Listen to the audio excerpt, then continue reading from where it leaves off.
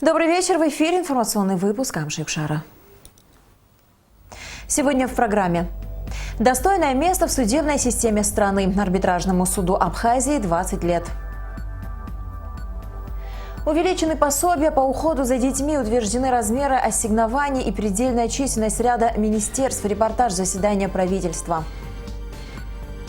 Земля ползет. Жители улицы Папаскир опасаются обвала. Сегодня в Сухуме состоялась научно-практическая конференция «Арбитражное правосудие и судебно-правовая реформа в Абхазии», посвященная 20-летию арбитражного суда. С юбилеем коллектив арбитражного суда поздравил президент Рауль Хаджимба. Президент особо отметил заслуги первого председателя арбитражного суда Валерия Гурджуа, заложившего основы для формирования и развития арбитражного суда в сложный период становления всей судебной системы. Создание арбитражного суда стало одним из важнейших событий в истории абхазского правосудия. За 20 лет арбитражный суд прошел сложный путь. Перед ним стояли непростые задачи, в частности, разработка механизма, способного эффективно реагировать на возникающие вызовы в сфере предпринимательской деятельности и рыночной экономики. Председатель арбитражного суда Фатима Квицини отметила, что сегодня суд занимает самостоятельное место в судебной системе и является важным элементом государственного устройства Абхазии.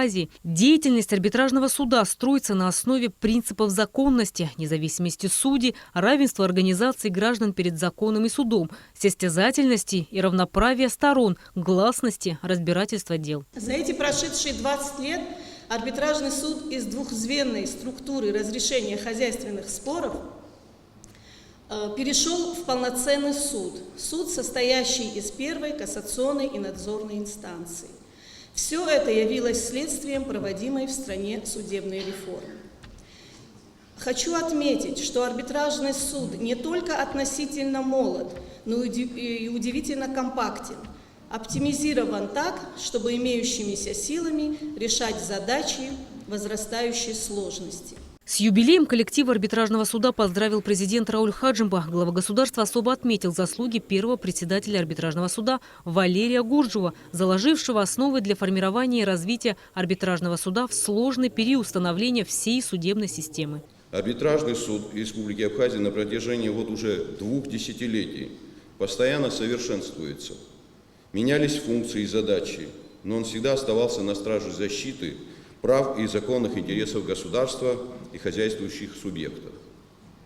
По человеческим меркам 20 лет – это небольшой срок, но нам есть чем гордиться. За заслуги в развитии судебной системы республики председателю арбитражного суда Фатиме Квицини и первому председателю Валерию Гурджуа указом главы государства присвоено почетное звание «Заслуженный юрист Республики Абхазия».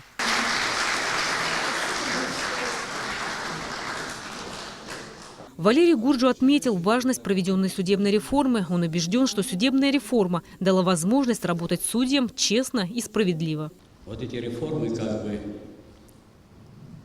дали надежду и уверенность судьям работать честно, справедливо, выносить законные обоснованные решения.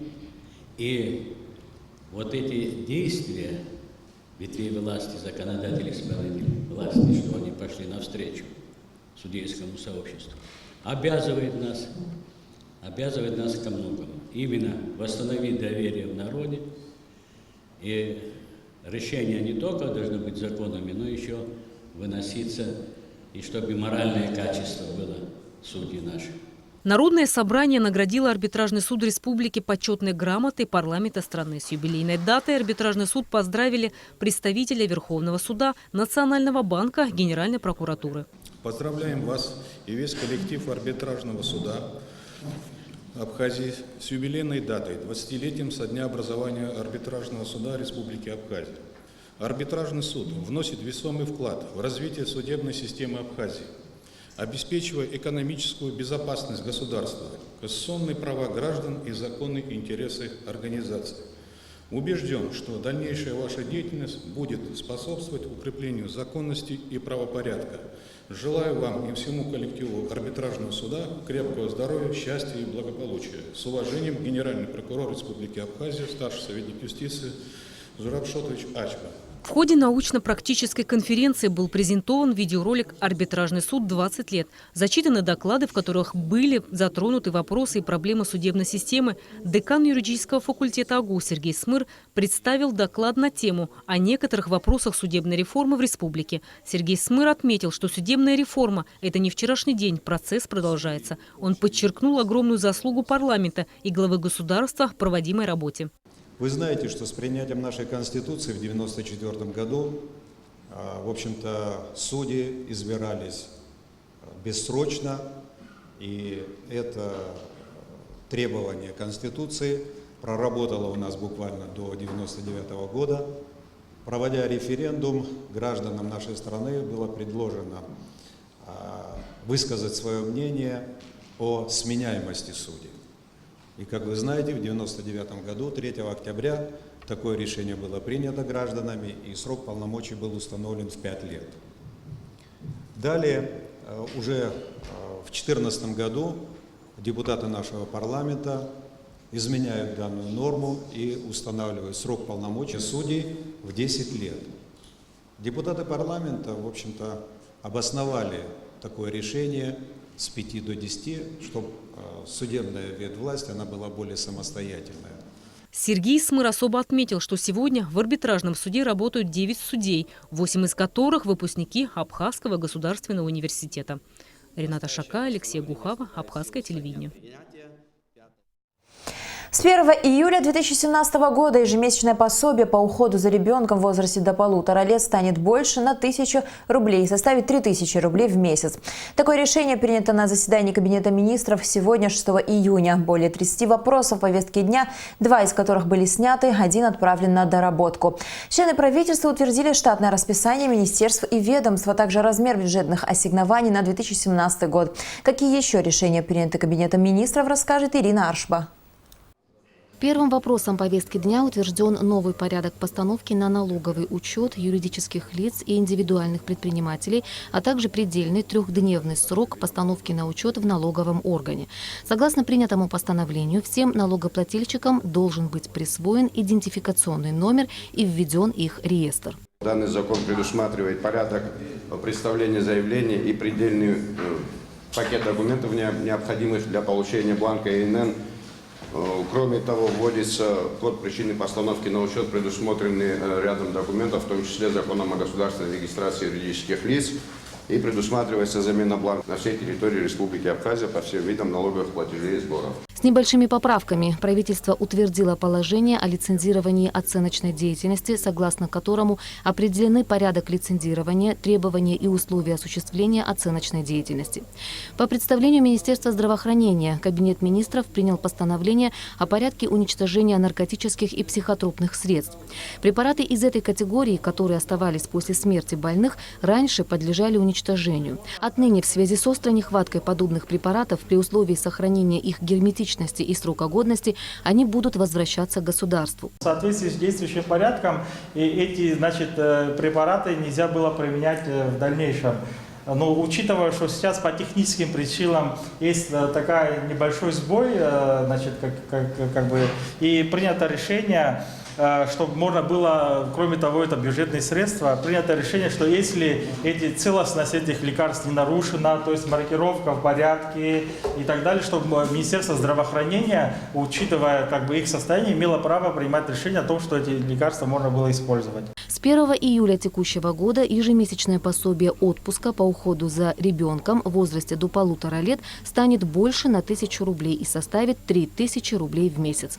С 1 января 2018 года планируется также пересмотреть размер пособий матерям с 2 и более грудными детьми. Компенсационные выплаты вкладов, внесенных в Сберегательный банк Республики Абхазия до 14 августа 1992 года, будут продолжены.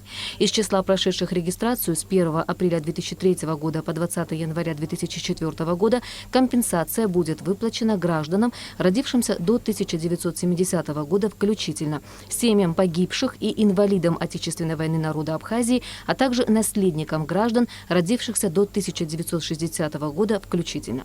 Из числа прошедших регистрацию с 1 октября по 31 декабря 2012 года компенсацию могут получить граждане, родившиеся до 1950 и до 1960 года включительно, а также наследники граждан, родившихся до 1990 года включительно. У членов Кабинета министров возникли вопросы к проекту постановления о передаче части здания по улице Дзидзария, 40, в котором располагаются Институт педагогики и Школа высшего спортивного мастерства, в ведомство Министерства культуры и охраны историко-культурного наследия.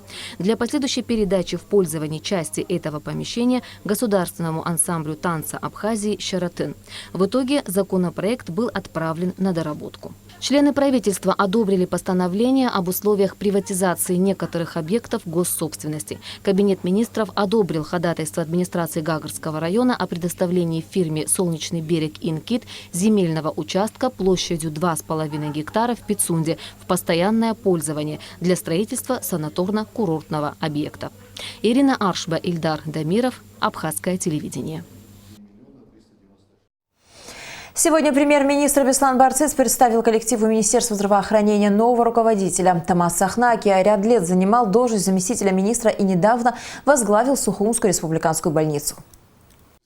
Тамас Цахнакия – человек не новый в Министерстве здравоохранения. Он больше 6 лет проработал заместителем руководителя ведомства и курировал множество важных направлений медицины. Представить коллективу нового главу пришел премьер-министр Беслан Барцыц. Глава правительства отметил, что Тамас Цахнакия – грамотный руководитель и хорошо проявлял себя на всех ранее занимаемых должностях и умело решал важные для сферы вопросы. Человек он не новый, как я сказал, высший, и опыт, и знания, профессиональные качества Тамаза Мурмановича позволят ему справиться с поставленными задачами и с теми вопросами и проблемами, которые остаются в нашем здравоохранении. Их, к сожалению, пока немало, но поэтапно, с помощью профессионального коллектива, я уверен, что ему удастся решить все вопросы. Тамаз Мурманович не случайный человек здравоохранения, человек, который знает проблемы и вопросы, которые стоят остро в нашем здравоохранении. Уверен, что Тамаз Мурманович делает все от него зависящее для того, чтобы улучшить ситуацию в отрасли. Мы со своей стороны гарантируем всестороннюю поддержку. Премьер-министр поблагодарил уже бывшего министра Анзора Гоова за проделанную работу и отметил, что, несмотря на сложности, им был решен ряд сложнейших проблем в системе здравоохранения. Немало было сделано. Есть очень положительные моменты, связанные с работой здравоохранения. Вы знаете, что в рамках инвестпрограммы, благодаря в том числе и личному участию Анзора Назруновича, наши лечебные учреждения получили новое медоборудование, нового поколения, так сказать, и эта работа будет продолжена. Но впереди еще больший объем работы.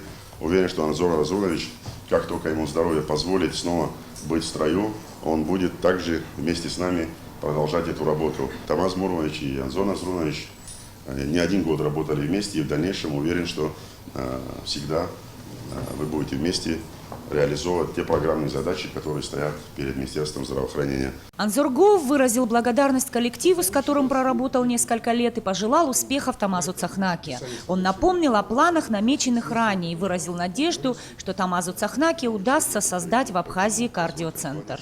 Я хочу сказать спасибо всему коллективу, огромное. На всяком случае, мы поработали 2,5 года. Что-то не получилось, что-то получилось, что-то не было. Теперь со стороны мне будет время посмотреть на все то, что сделано. Уже постарались сделать так, чтобы все-таки народу было хорошо. Тамас Цахнакия, в свою очередь, поблагодарил руководство страны за доверие и заверил премьер-министра в том, что Министерство здравоохранения сделает все, чтобы система работала как можно лучше и слаженнее. Прежде всего хочу сказать большое спасибо за такое высокое доверие. Это, конечно, очень сложное направление работы. Тем более мы уже много лет работали совместно не только в аппарате Минздрава, но и в целом здравоохранения. Очень много конкретных задач и проблем стоят перед нами. Будем их решать последовательно. Ранее Тамас Цахнакия занимал должность главного врача Сухумской ЦРБ, и в ближайшее время будет решен вопрос о его преемнике. Нисфа Аршба, Тимур Гогохи, Абхазское телевидение. Майские дожди не прошли бесследно для некоторых районов столицы. К примеру, жители улицы Папаскир в старой части Сухума опасаются за свои дома. Их беспокоит обвал, начавшийся еще в прошлом году, который грозит перекрыть дорогу, обрушить жилые здания и музыкальную школу, славящуюся своей историей. Сария Смар расскажет подробности. Вот уже более года жители нескольких домов по улице Папаскир с трудом добираются до собственных домов. Им приходится ходить огородами. Дорога здесь была полностью разрушена еще в апреле прошлого года во время сильных дождей. Тогда городские власти решили проблему своими силами. Но спустя какое-то время обвал повторился. Сейчас ситуация намного серьезнее и ухудшается с каждым дождем. Жители опасаются за свои дома. Кроме того, может пострадать и расположенная рядом музыкальная школа. Мы вот ходим на работу, да, вот каждый день. И я каждый день вижу, что хуже, хуже и хуже. Было немного, а сейчас все хуже и хуже. И ровен час, и этот дом тоже пойдет. На первый взгляд все эти проблемы кажутся несущественными, и справиться с ними будет легко. Но на самом деле здесь надо провести серьезные работы. Необходимо расчистить дорогу, укрепить стену, которая уже почти разрушена, и установить новую, дабы избежать оползней. К тому же здесь большие проблемы с канализацией. Вода течет во дворе. Трубы давно устарели, но менять пока нет возможности. Для решения всех этих проблем требуется большая сумма. Жители возлагают большие надежды на городские власти. Ну вот мы только вот первый раз сейчас обратились и надеемся, что отреагируют. Ознакомиться с ситуацией, попытаться решить проблему пришли сюда депутаты парламента и городского собрания. Они пообщались с жителями, выслушали их, а в управлении капитального строительства нас заверили, все проблемы будут устранены в ближайшее время. У нас есть поручение от правительства. Я думаю, в ближайшее время мы начнем проводить эти изыскания. После этого будет сделан проект, и дальше мы надеемся начать и строительную часть тоже. Ну, месяца полтора займут изыскания и проектная часть. Это вместе с экспертизой и сама работа по проектированию. Строительная часть сказать сложно, потому что там придется разбить на несколько этапов. То есть сначала это, вот, как я сказал, привести в порядок одни каналы, потом уже подпорные стены, которые будут, скорее всего. Жители надеются, что проблема в скором времени будет решена, и каждый, кто живет на этой улице, будет спокойно спать, не опасаясь даже небольшого дождя. Сария Смыр, Беслан Чхинджерия, Леон Адлейба, Абхазское телевидение. Ежегодный фестиваль классической музыки пройдет 7 июня в Абхазской государственной филармонии. В нем примут участие лауреаты и победители различных музыкальных конкурсов. Наша съемочная группа побывала на генеральной репетиции концерта.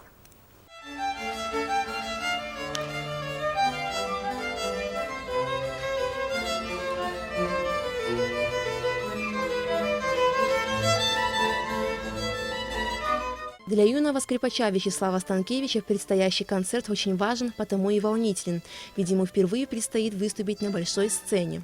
Я уже занимаюсь 5 лет музыкой. Мой инструмент – это скрипка. Готовился я месяц. Исполню я концерт Вивальди, 3-я часть, ля минор. Ты волнуешься, расскажи нам? Да, немного волнуюсь. Это мое первое выступление на большой сцене. В музыкальном фестивале под названием «Кончерто Гросса» примут участие 16 лучших воспитанников различных музыкальных школ республики. Они исполнят произведения Баха, Вивальди, Моцарта, Мендельсона и Бетховена. Главная задача фестиваля «Кончерто Гросса» – научить молодых музыкантов играть сложные произведения с оркестром. На концерте юным музыкантам будут аккомпанировать Государственный камерный оркестр Абхазии и музыканты из Государственного симфонического оркестра Республики Адыгея.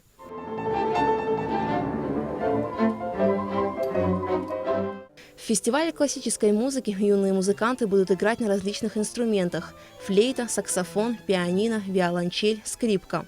По словам директора Сухумского государственного музыкального училища Нины Эльбжаня, у детей есть талант, но чтобы стать большими мастерами, его нужно развивать. Дети, конечно, незаурядные, дети талантливые, дети, которые участвуют во многих конкурсах, концертах, фестивалях. И, конечно же, мы со своей стороны, вот, организаторы этого фестиваля, вместе с учредителями этого фестиваля, Министерство культуры Республики Абхазия и музыкальное училище, мы, конечно, не можем не поддерживать таких талантливых детей и оказываем им всяческую помощь и внимание. Фестиваль «Кончерта Гросса» пройдет 7 июня. Двери Абхазской государственной филармонии откроются для любителей классической музыки в 6 вечера. Алика Трапша, Стамур Гужба, Абхазское телевидение. И в завершении выпуска о погоде. По сообщению гидрометеослужбы, завтра в Абхазии будет облачно с прояснениями, временами дождь с грозой. Температура воздуха ночью 20-22, днем 24-26 градусов. Температура морской воды 20 градусов.